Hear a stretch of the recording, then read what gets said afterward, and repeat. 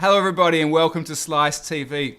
This week's episode I'm here with Michael Bryden, Director of MSB Max, to talk about, well, leadership is the discussion for this week's episode and how important it is and what we should maybe do to look after our leaders in our companies to make sure they stay and I guess make the companies a better place to be. And help them develop as well. What is the key to all this leadership discussion? Or firstly, before we go down that road, I'm sorry to cut you off. That's quite all right. Tell me a little bit about Michael and how'd you end up with MSB Max? What's the background behind Michael Bryden? Well, those are two distinct questions. What's the background behind? Although obviously I'm co-founder of MSB Max, it's been a long time in the making, and I suppose that's the Michael Bryden side. Born and raised in the province of Nova Scotia in Canada, Cape Breton Island to be exact, and long journey to come to Perth, and I've been here 13 years now, so this is really home. I suppose I've been here as longer than I was in the home that I grew up in as a child, so this is home. Now, in our past discussions, you told me about these interesting jobs that you used to have where you were asked to come and fix up companies that weren't working well. Yeah, and that, interestingly, that wasn't really by design. I found myself segueing after pursuing a Bachelor of Science degree at uni from the ages of 18 through to 22, and I double majored in physics and psychology. So anybody watching, they go, physics and psychology, that's a bit odd combination, but yeah, those are the ones I liked, so those are the ones that I did. And when you get out, you decide, well, not really quite sure what to do with that. So after a bit of a few segues, I found myself actually in the hotel and resort industry. And I stayed in that business for a better part of 15 years and worked my way up through the ranks to finally get to a position where I was a regional director of sales and marketing and general manager, and for some five-star luxury hotels. That was an exceptional training ground for me, because most people think about hotels and resorts, particularly at that level, as being their experience is the experience of a guest. And at that level, the experience of a guest, hopefully if you're doing everything well, is exceptional.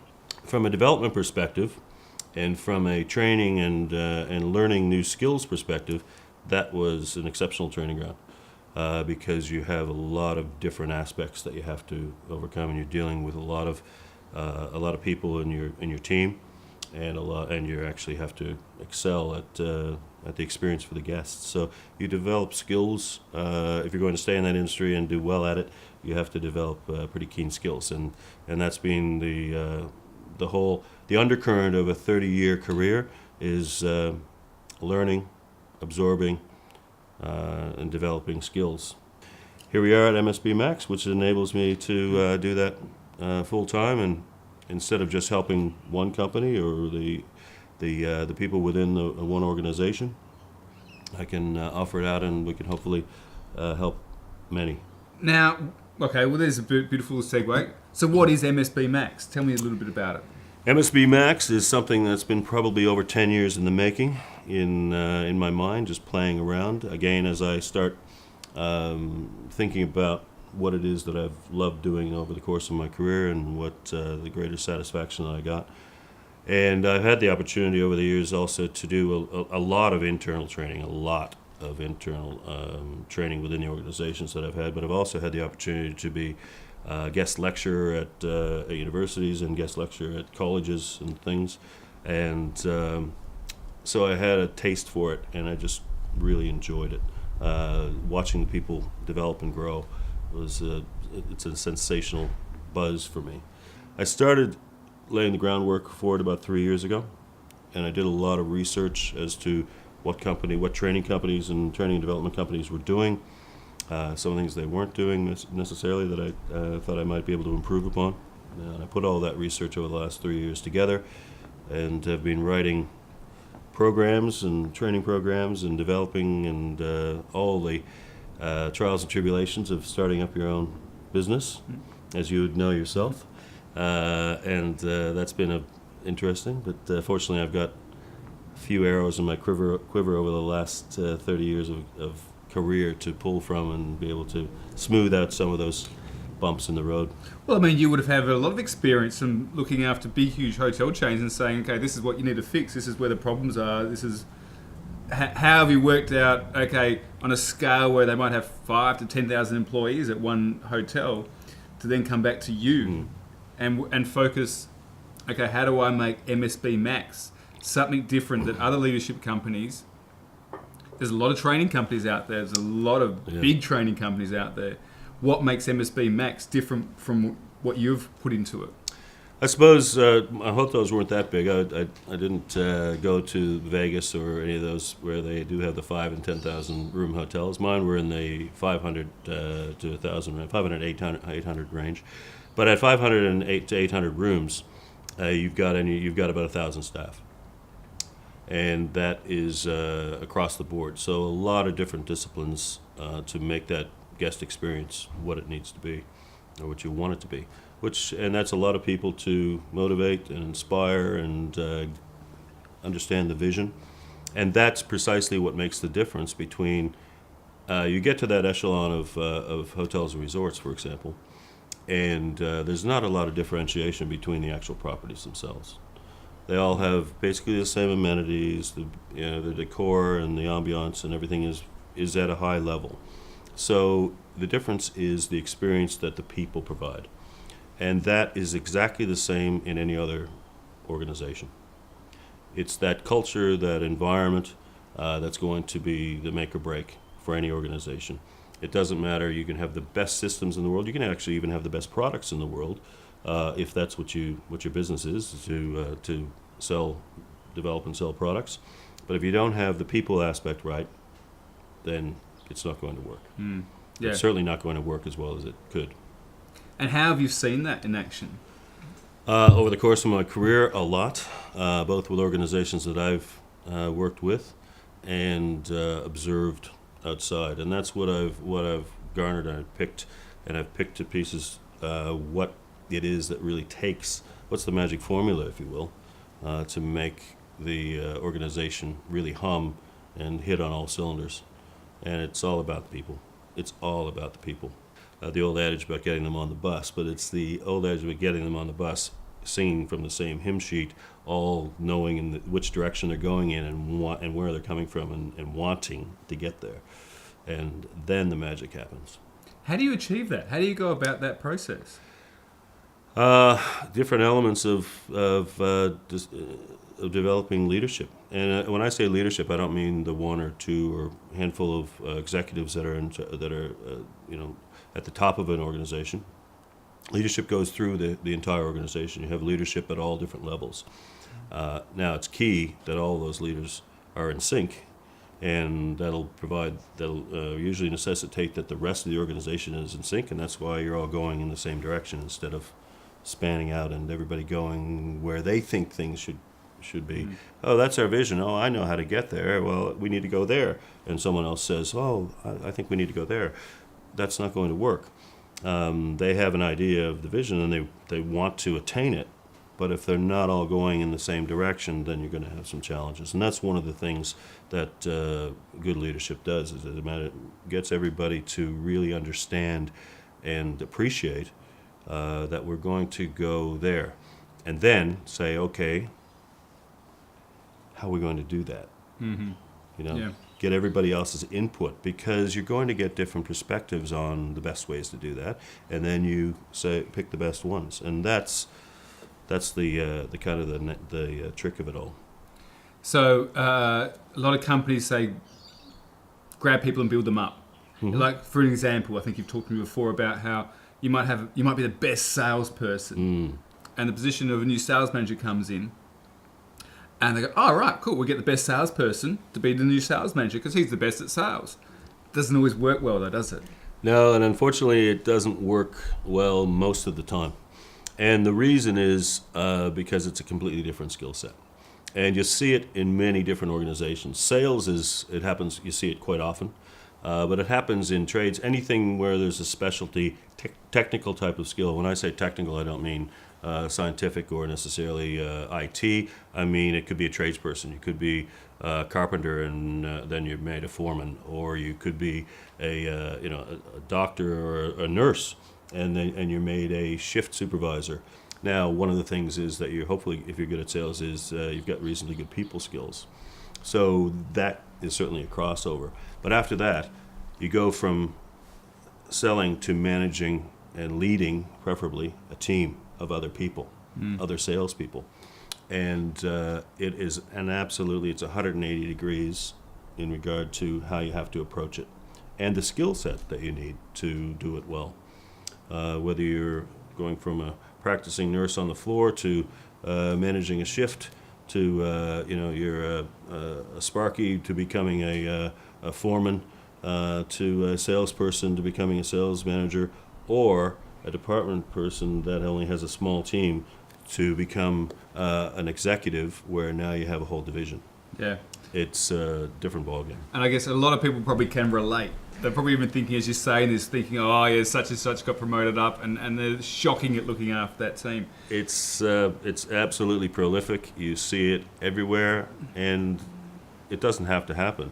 First of all, the organizational leadership and executive need to understand that it is a different skill set.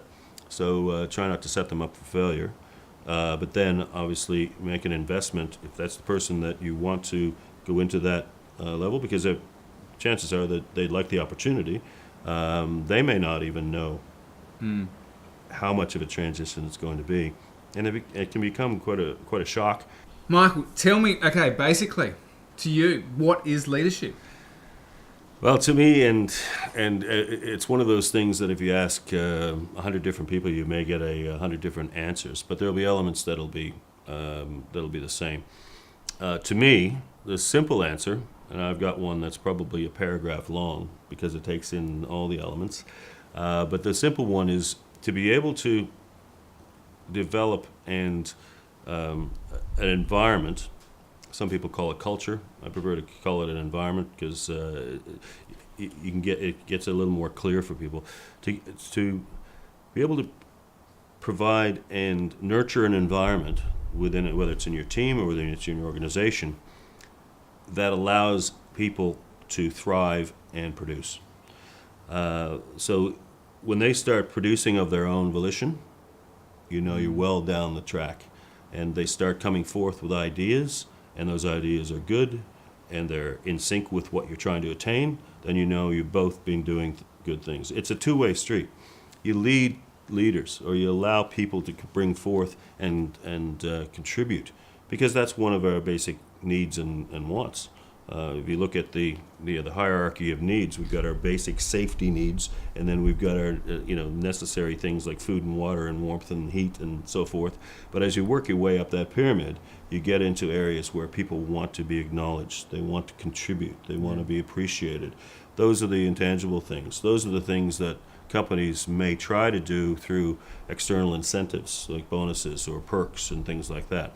Those work to a degree, but they don't bring out they don't resonate with that level of someone, and that's if you want innovation. Innovation is a huge buzzword these days because we're in a time where organizations have to innovate to be competitive.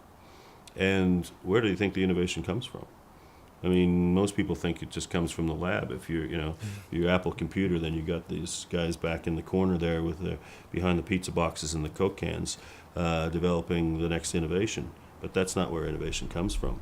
They're the technical. The ideas come from your whole organization. You never know where the next best idea is going to come from. So if you have an environment where these people understand, they want to actually contribute, and they want to participate in this journey down to that attaining that vision, then they will bring their ideas forth, and they will cooperate as well amongst themselves, and they'll each bring all kinds of other things, assets and talents that you may not even realize that you had within your organization. They'll bring those forth. If you don't have that, to put it in perspective, context, if you don't have that environment, you've got people just showing up and punching a clock and just putting in time. And they're just going to give you their time because now they're doing a job. And nobody likes to do a job. Everybody wants to contribute and participate in something that's bigger than themselves. And they may not want to admit that, but everybody does. That's just human nature. Without, I don't know, offending or dropping too many names you're probably not allowed to drop down, can you think of any examples or case studies where you've seen the success and the opposite? I can think of hundreds, actually, and that's why, particularly in developing the programs that we've been developing, most of the contents of the programs that we come from what has worked, what either has worked for me in my own career or what I've seen, and I've been an observer like you would not believe. Two things that I've done over the years is absorb an enormous amount of information from every source I could. I've read more books and listened to more tapes and gone to more seminars than the average bear, that's for sure. And then observed, watched other people, watched people that were doing well, watched people that weren't doing too well, and why. Ask why. Okay, why does that work? Why does that not work? One of my GMs as I was coming up through the hotel industry early in my career. And obviously I won't name this gentleman's name, but beautiful hotel, nice, keen staff, horrible general manager, horrible people skills, really old school, you will do this, almost military style. So military, for example, that to go into, you get summoned to his office because he wanted to know about something that happened or how something was progressing, and you had to get up, put your jacket on, straighten your tie, always go in with a notebook and a pen and sit there until you were ready. He was ready to have to give you his audience, and that type of. I learned an enormous amount from that gentleman, enormous amount of what not to do. Did you ever get the privilege then of working in the opposite to find and seeing the opposite? I have. I've been very fortunate to have a number of people that were superior to me that I learned from, mentors from other organizations. Like I said, I would seek them out. I would look for them because I was looking for the better way. There's got to be a better way to do this, and there's got to be a way to get everybody else in line and really invigorated and inspired to do this with me. And whenever I could, I was always looking for the better way to do that. Okay, you've just stated some really good classic examples, which almost I can think of TV shows where you have that GM where it's just fear. It's about fear. It's about perpetuating fear in the workforce to hopefully get them to work, or at least to come to work and do work, what it wants to do. Now, fear is an incredible motivator. Probably one of the more powerful ones, actually, but unfortunately, it's not sustainable. And it will not generate trust or demonstrate integrity, and those are the cornerstones of a positive, high productive producing team, be that team, the whole organization, or a portion of it. It works. Fear works. There's no doubt about it. But it's not recommended because it's not. It'll work if you want short-term gains. It'll work if you want to. If you're going to be only in an organization for a short time, build it up to a point where you're going to make your bonus, and then exit stage left. You can go in and use the fear tactic. It'll work in the short term. In the long term, however, the repercussions and the costs involved in it are enormous because you'll have increased, your retention level will go way down and your exit level will go way up, and that's probably a cost that most organizations don't give enough a credit to. It's an enormous cost, and if they have the proper environment and they do the right things, then that cost goes way down, and you'll not only retain people and not have that cost, but you'll retain people that want to be there and want to contribute and go along on that vision journey with you. So how do we get away from these old models of leadership that no longer work, and what are the new models to come in? I don't know if they're necessarily new models. They're just getting a little more of a buff up and an attention, because we've gone through over the last era since in the last 40 years, we've gone through the first 25 or so where organizations, first of all, the times were good and the business was reasonably good, and we got really into place where an organization was a mechanism. And that mechanism was, so they wanted organizations, you remember catchphrases, we want to be super efficient, and we want to be, we want it to run like a well-oiled machine. Those types of catchphrases and were synonymous. But when you look at those, you're describing a machine. Yeah. And an organization's not made up. You may have machines, there's plenty of machines in your organization perhaps, but to do specific things. But your organization isn't a machine, because there's people in your organization, and you don't treat people like machines. Organizations are now never being forced to tap into their own resources within their own organizations nearly as much as they have had to in the past, because there are other avenues to be able to bump that profit up or get that margin expanded or whatever your targets might be. Now it's a little bit more difficult, and the changes are firing at you rapidly, so you have to have your people contributing and all on the same page and being very much in sync with what you're trying to do. That's the new competitive advantage. That more so than we've got a better system than they do, or we've got a better product than they do. The fact of the matter is, at the end of the day, the products are not that much different. Yeah. And if it is that much different, the catch-up time for another organization to make theirs as good or perhaps even better is going to be very short. Months, not years anymore. It's months before you've got that. You've got a shelf life of a few months before your competitor either has improved their product to as good as yours and perhaps even better. What's the secret? Your people. Similarly, how I described the difference between one 5-star resort and another. Yeah. Their systems, their amenities, their machinery, their mechanism are all going to be very, very similar. The difference is going to be in the team, the people. One would have a very good team. One may not. That's the one you feel it. It's palpable, both as the guest and as a person that's on the team. But you can notice the difference between people from one hotel to the other, and that can relate to an engineering company, an accounting company, a law firm, or whatever. It does Absolutely, without a doubt. And it happens externally and internally. The external one is a little more difficult for organizations to pick up on.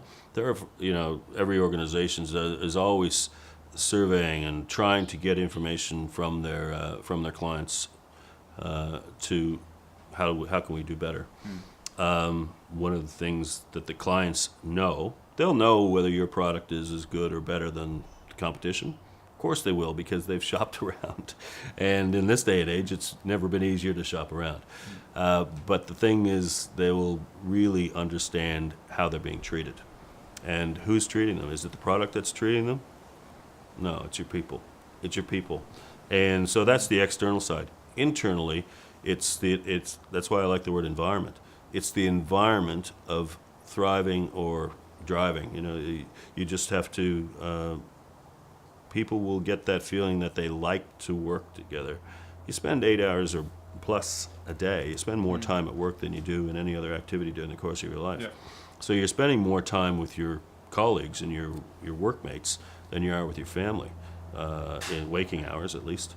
And if you can make it a family, and I don't want to sound too fluffy and all, but if you can make that type of feeling amongst your team, and then give them something to work on or work toward together, they'll amaze you.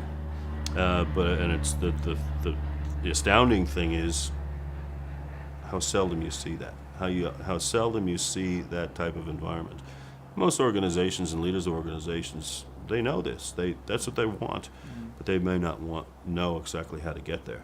And that gives MSB Max and other training and development companies the opportunity, because we can help them. So is it about being open and transparent with goals and ambitions from whether it's a CEO or, like you say, managers down the line, and always is it a meeting thing? What makes that up? How do you go about that? Well, that's just it, and that's why it takes over 30 years of experience and a lot of observation, a lot of energy to put all this formula, this recipe together, because it isn't one thing. There's no silver bullet. It's always a combination of things. If you think about it in the way that, when you think about people and the way our brains work, very complex. So if you're going to say, okay, we've got our systems right, we've got our products right, we've got our, our procedures and processes right, what's next? Well, it's the people part. Ooh, okay. This one has a manual. That one has a guideline. People one, no real manual for that one, but there is, because we're people ourselves. So we know what we're trying to strive for, and we know what we're trying to do. And for I see now, probably more so than ever, people are finally acknowledging that, and there's more of a focus in that area, which is great, because that's the key.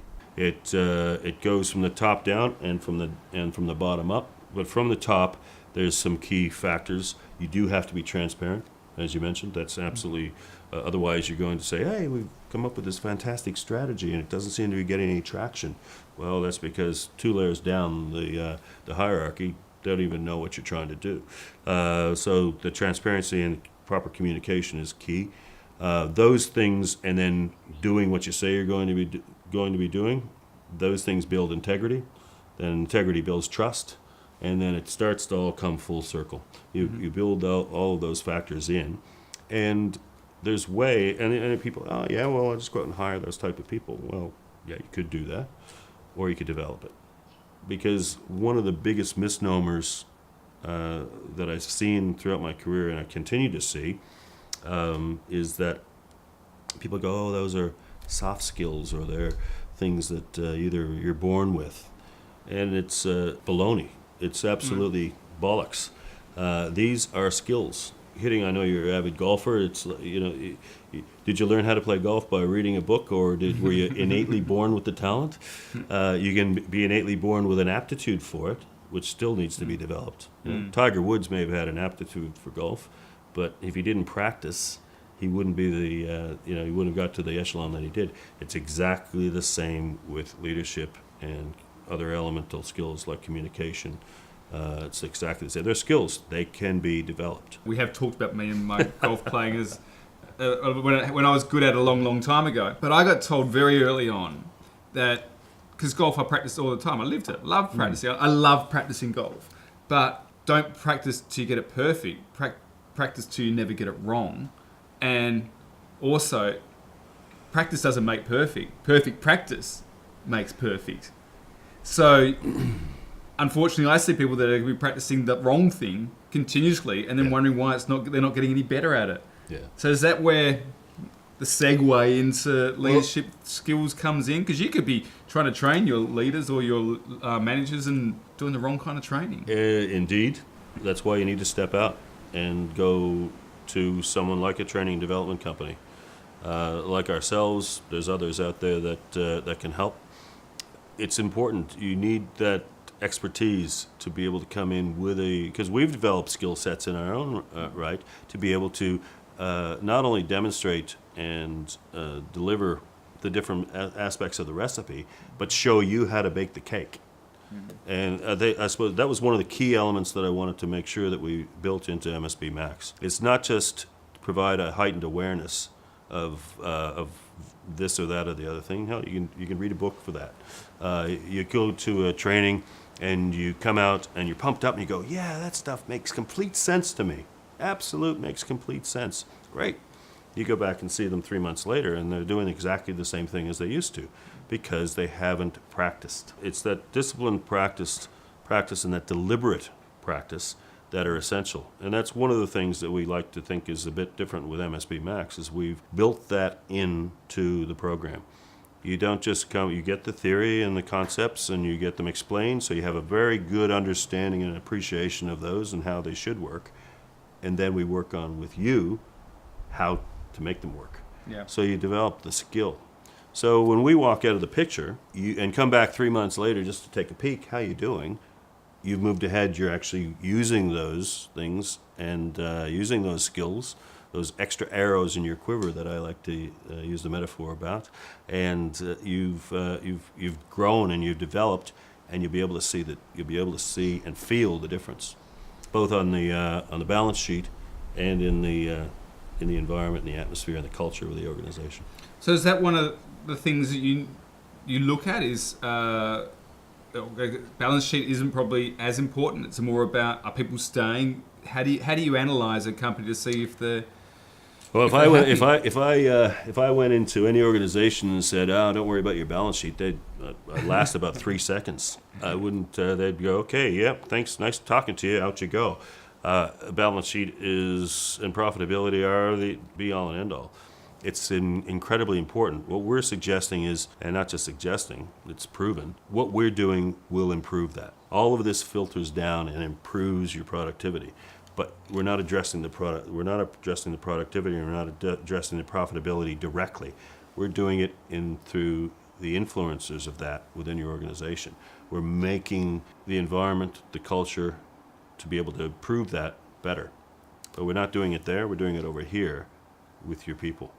So if you get them to be able to have great communication and open lines and good transparency in the organization and a high level of integrity and trust within the organization, both within the different tiers and within all the different work groups and the different people, the things that they can provide and the things that they will do, as I said earlier, will astound you. And that affects the other. That affects the financial side enormously. But it's hard to draw a line to it. It's hard to draw a line to it until you can go back and see it over time.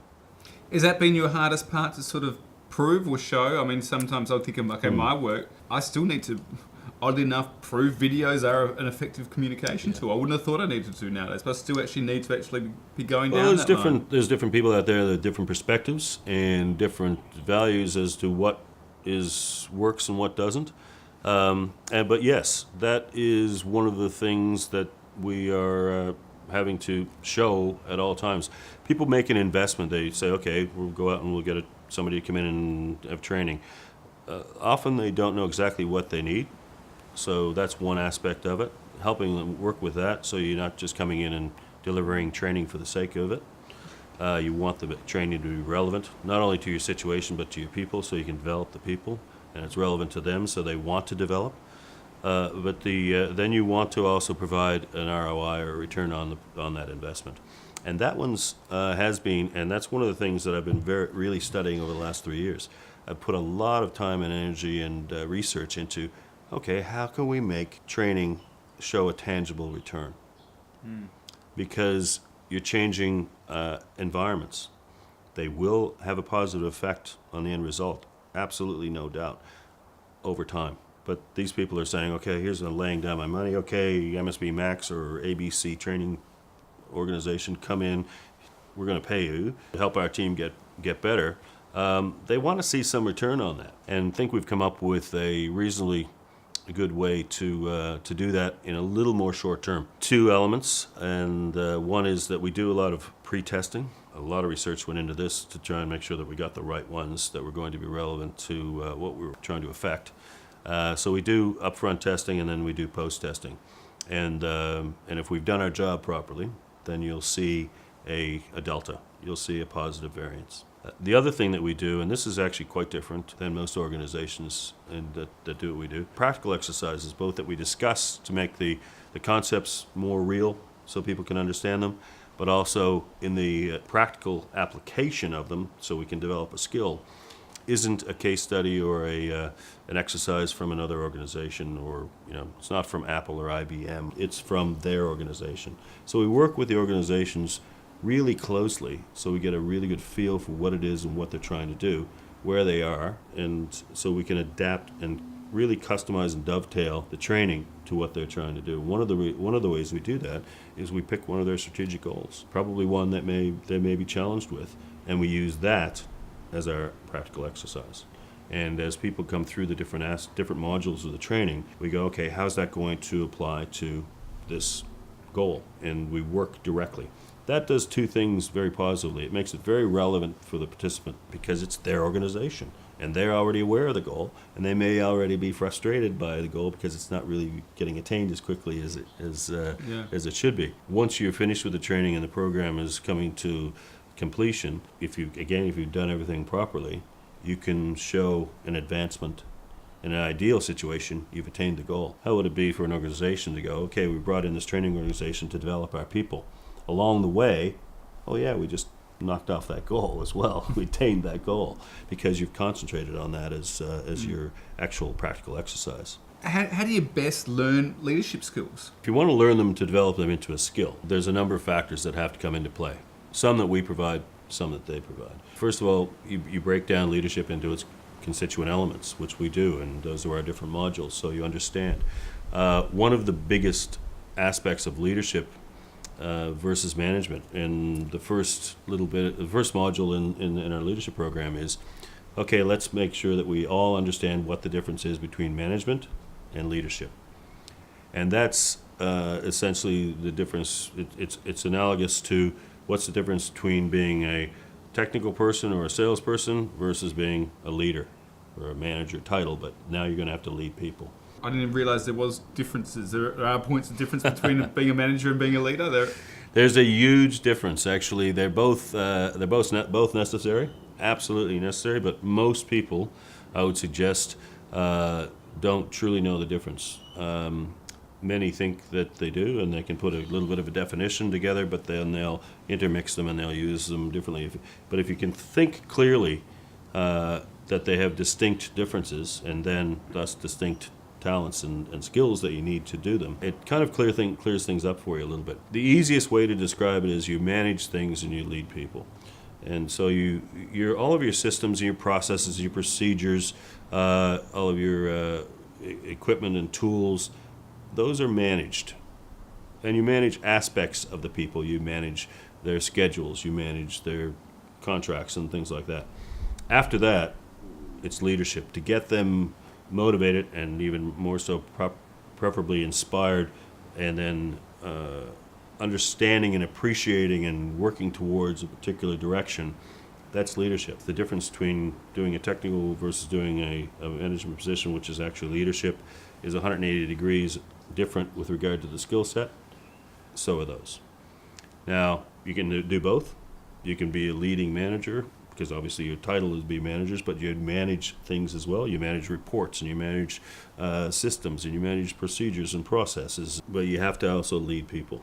Now, it's kind of like the old adage, every cognac's a brandy, but not every brandy's a cognac. Every leader can be a manager, but not every manager can be a leader. And having said that, there's another aspect to that, is you don't have to be a manager to be a leader. You can have leaders within your organization that don't hold levels or titles of management.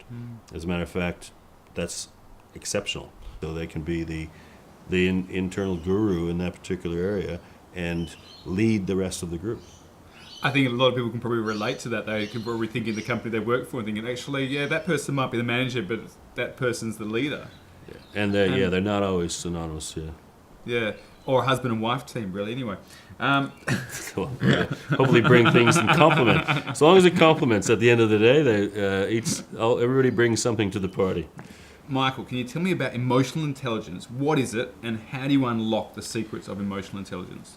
Emotional intelligence is, we've said a number of times throughout the interview that there's differences between one aspect and another. If you're going to say what is that difference, what makes leadership different than management, I would have to hang my hat on emotional intelligence. That is the key. It probably makes up 75% or more of what's going to make you a good leader or not, or a leader or not a leader. Emotional intelligence is just emotions. We are human beings. We are just a one big bound up pile of emotions. That's what we are.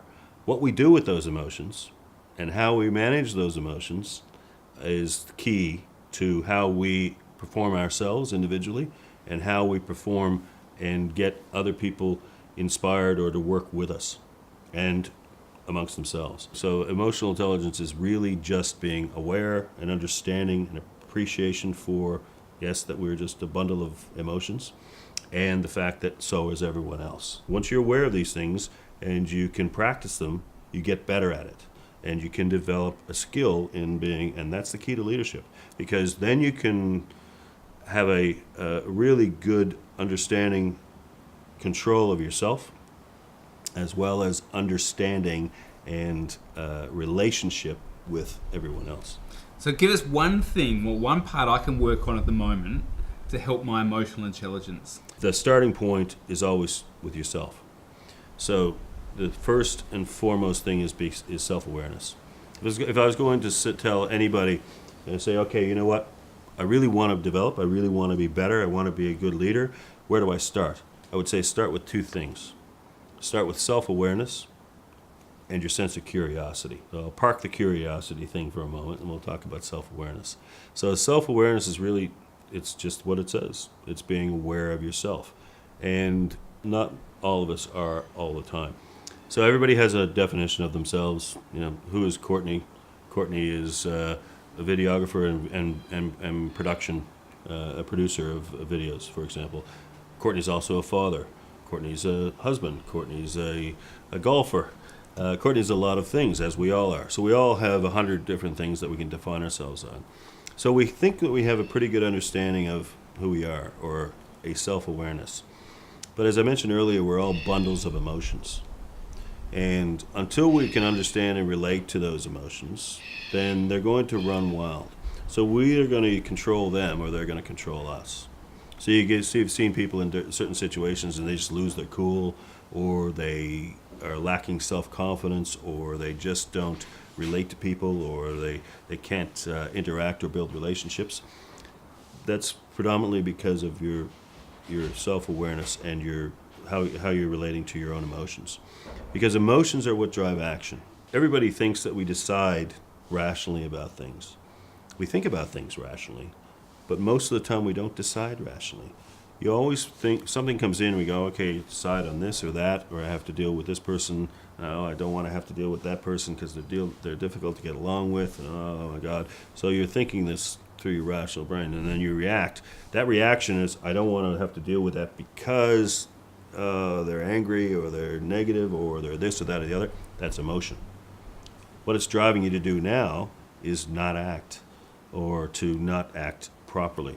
So you feed that back through your rational brain, and it goes, I have to do something, so I just do something, but I'm not sure what to do.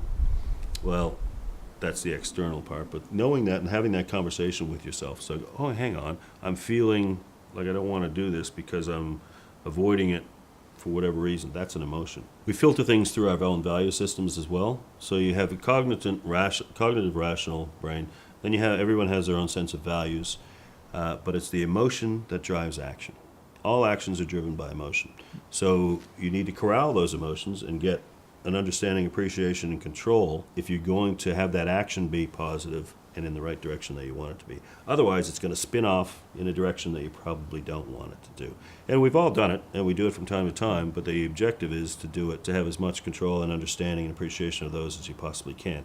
That's self-awareness. That's a skill you can learn. You can practice it and get better at it. And you go, oh, that's just the way I am, or they're going to, I just get pissed off now and again. Well, yeah, that might make you feel better. How's it going to make the rest of the people that you're dealing with, or the client? It'd probably be better if you actually learned how to deal with that. And that's not meaning you go to a psychiatrist or a psychologist. Knowing how to understand and have a chat with yourself and say, okay, there's an emotion. Stop, think about it. Then you filter the emotion through the rational brain. Mm-hmm. Now you start making more rational decisions rather than emotional decisions. I like it. I can relate to it. I was even just relating to it in a husband and wife sense. And when very much key things sent you off down a certain path, you go, hang on, oh no, I'm doing that same thing again. Why do I keep doing that? And that's the trick. That's what we teach is you ask yourself, why do I keep doing that? And then you go, well, why do I actually keep doing that? And could I do something else? Well, let's try doing something else. And then you practice it, and you practice it, and you practice it, and that becomes the skill or the habit. And that's the way you react in the future. And that's the changing of it all. I mean, what we're teaching, and one of the challenges, as I said earlier, that leadership is coming back into the forefront, partially because it's necessary. There's very, very minuscule now areas of how to take advantage of against your competitors or in the marketplace, or whatever you're trying to establish and do. People is the key. It's coming back around to the people again. So what we're teaching are really life skills. But if I went out there and said, hey, I want to teach life skills, organizations are going to look at me and go, well, we don't need any life skills. We make widgets. We don't need any life skills. People can do that in their own time. Well, no, because you need them for the organization. That's the other. Remember, they're spending more time with that family than they are on their own. So let's work on that family and give them some life skills. That's what leadership is. It's emotional intelligence. It's going to help all the participants, anybody that takes part in this training. It's going to help you in all aspects of your life. Well, it makes complete sense. If I go and learn some safety information, I don't just put that in my work situation. I put it in my home situation, everything else as well. Absolutely, definitely. I mean, the amount of times now I do things differently after going to so many safety briefings from mine sites that now back at home I don't operate a ladder the same way. I don't do guarding the same way. I wear my steel caps doing things I'd never thought to wear my steel caps to do, or put gloves on and eye protection on. So it makes sense if you're going to learn the emotional skills, you're going to put them into practice in your whole life. And what a better thing to put in practice in your whole life than emotional skills. And that's behavioral psychology. We're developing and adapting and getting more a change in our habits. And that's what a new skill is, just a change in your habit, or at least unveiling something that you can make into a habit, a positive habit. Positive is the main thing. You want to have a positive result rather than either continue to do something that's not really working or not knowing what to do. That's not being productive or positive. So it's a behavioral change that you're developing. I did the same thing. I mean, I didn't spend my whole career in hotels and resorts. I spent the last 7 years on the Gorgon project as site managers and doing leading teams and doing things to build the LNG plant up on Barrow Island. Now that's a quite different environment from a 5-star hotel, but it's less different than you think when you're dealing with people and you're leading teams.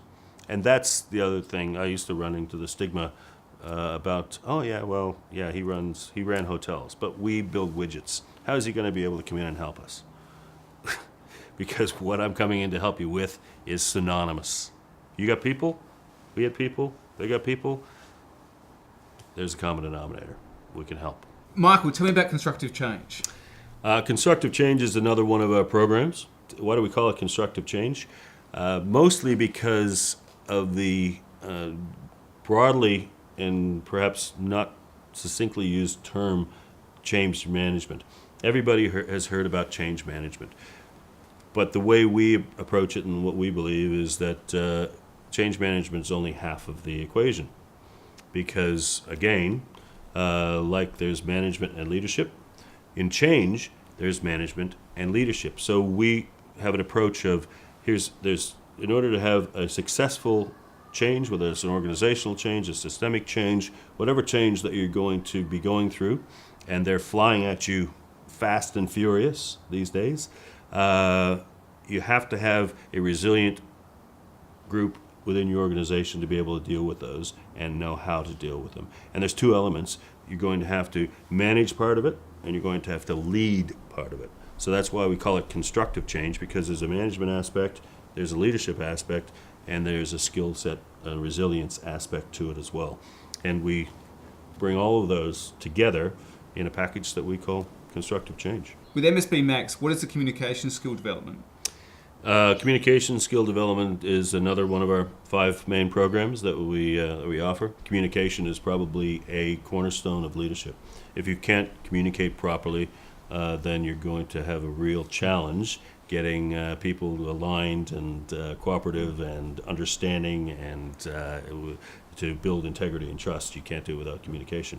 Now, the funny thing about communication is we all think we're brilliant at it because we've been doing it since we were 2. And we have been doing it to an extent, but there's a whole lot more to it if you want to do it properly and to be effective at it. And that takes in a lot of elements from everything from just how you talk and how you represent yourself, as well as its communication. So it's not just delivering, it's receiving, active listening. Are you actually listening? And to remind people that you're listening to me, but are you thinking about what your response is, or are you actually hearing what I'm saying? Most people would be the latter. And you have to be aware of that. That's part of your self-awareness as well. Am I aware? Hang on, stop brain. You're starting to formulate the answer. They're not even finished giving you the communication yet. So that's a mistake that we make all the time. I do it, but I've taught myself to catch myself doing it. So I'm not trying to formulate the answer or jumping to a conclusion before I hear everything the person's saying. Because they may be a person that likes to talk about flower, here we go, and here we go, and here we go, and here we go, and here we go, and you go, man, my head is floating. When what their whole message is over here, and they haven't even got there yet. Meanwhile, you're going, oh, I know what you mean, I understand, and they go, oh no, actually, this is what I wanted to say over here. And some people are like that. There's going to be people on your team and that you work with and that you know that are like that. Unless you develop the skill, you're never really going to communicate well with that person because they've never gotten to what they actually want to say. You've formulated something and jumped back in. That's active listening. Be an active listener. That's an element. Another element of it is body language and nonverbal communication. Nonverbal communication are things like right. Would you know that we're mirroring each other right now, Michael? Yes, that mirroring is another aspect of body language, and there's some studies that suggest that somewhere 60 to 70% of your communication is your body and is nonverbal. So between your body language and your enunciations, if you will, or the grunts and murmurs and things that you make that aren't words, that makes up a great deal. Eye contact, how you're dealing, how you're using your hands. All of those factors are more important and playing a larger part in the message that we're sending and the message that's being received than most people give credit to. And so much so that we thought this deserves and needs a program unto itself because it's exceptionally important. Because we don't work with a bunch of mind readers. Wonder what Sophie would be saying about our body language right now. Especially seeing, she'd be really impressed that I noticed we're mirroring each other.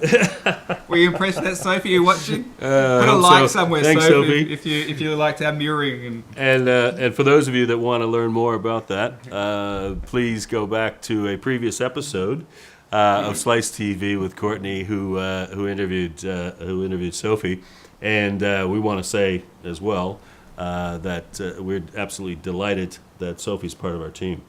So in addition to what she does with her own company, she's been indispensable with assisting us in writing and putting our communication program together, particularly with nonverbal in the body language portion. And she will actually help us deliver it as well. So we have other associates that are specialists within MSB Max that all add and contribute to the whole, which is hopefully the best package that we can put together for our clients. Over here in the West, where would be the predominant part of your business being based here, we're in a little downturn because we have our two-tiered, two-speed economy, I should say, fast and slow. How does that work with leadership? Is now the time to work on your teams, or is now the time to just sit back and relax? Is it more crucial now? I'm hoping you're going to say one more than the other. It's without a doubt absolutely more crucial. So we're coming off a period where people have really been able to make a lot of hay because the sun's been shining a long time. In those periods, it's fantastic. You do well, but you don't have to exert a lot of muscles. And when times get a little bit more lean, then you have to rely on those muscles, if you will, a little more. And that's why you have to have those skills and that capability and that capacity within your organization. If you don't, then you have to develop it, and you have to develop it quickly. Because as I said, the main competitive advantage you're going to have is you're going to be your people. And that's already here, and it's not going to change for a while. People are the be-all and end-all. It's just that they're finally being emphasized because everything else has been exhausted. You've closed all the gaps on all the other points of difference. It's now going to come down to what can my people do and what can we do together that really is going to make the difference. And so in a downturn, you need that more than ever. You absolutely need it. It's going to be the best investment you're going to make, because if you don't make it, you may not have that decisions to make much longer. Which leads to a point that I wanted to raise with you, we talked about a while ago, was companies don't think twice about upgrading their systems and processes or their systematic assets, I think is the word you use, but they don't do it for their biggest asset, their people. Yeah, so you're happy to go, oh, geez, we should get the X machine and have the machine that goes ding to have that bit of point of difference, but they don't look at their people. Is that something that you have noticed? Oh, noticed. It's the reason I'm in this business, really. That's been the biggest frustration over the course of my whole career and life. I've seen it internally with the organizations that I've worked with and tried to influence it, and hopefully I have to a good extent. I've certainly seen it externally.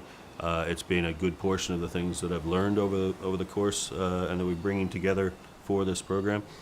People just don't, the systemic things, the equipment that they use, the tools, no question. It seems like that's a slam dunk or a no-brainer for organizations that when they need to make that investment, they do. With regard to their people, I think it's a little more complex as to why they don't, and it could vary from situation to situation. But it's going to be a combination of they're not exactly sure how to do that. People are liveware. You got your hardware. No problem. We replace that every 5 years because that's when the accountants tell us we can, and that's when the upgrades come in. We replace our software because that one's not doing what we needed, or there's a better one that's come on the market. No problem. We spend for that. Our liveware, our people, you can't just throw a training program at them and say, hey, we think this is going to help, and they go, okay, whatever. They got buy-in in it. Do they feel like they're really contributing? But if you do it in a way where they feel this is going to help me and it'll help the company, but it's relevant to what I'm doing. Hell, the exercises we're doing is one of our strategic goals. That really has traction, and it'll get buy-in, because you can be the best trainer in the world, you can have the best programs in the world, just like the best organization, you can have the best systems and equipment in the world, but as a trainer, if you can only lead them to the water. If they don't want to drink, then that's their choice. What we can do is we can make sure we lead them to the best, most sparkling, crispy, clear, the tastiest water going. That's relevant to them, and they're more likely to drink. Well, Michael, thank you for talking to us about leadership. I hope everyone enjoyed our discussion on leadership, and MSB Max is the place to come to, by the sounds of it, if you're looking to increase the leadership quality skills in your employees or just even yourself. Absolutely. But we'll have to talk again on more things to do with leadership down the track, Michael. It's been a pleasure having you. Thank you for joining us. It's been my pleasure, and hopefully we didn't bore anybody to tears, but hopefully provided some information and perhaps even some motivation to look into it a little more. Absolutely. Leadership's where it's at. Till next time, speak soon. Bye for now. Ciao.